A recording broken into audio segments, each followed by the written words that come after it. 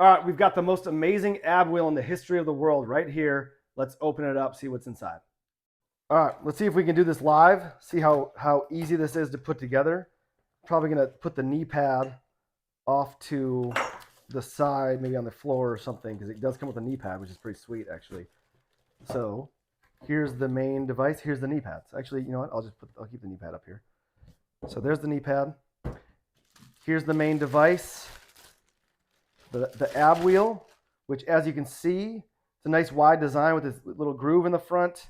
So it's going to have some nice stability with it. And I believe you just put this in like so.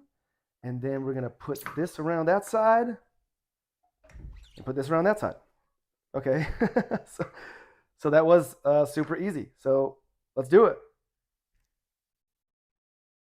So you can go out and in. You can even go to the side. This side. And as you can see, so the knee pad definitely comes in handy.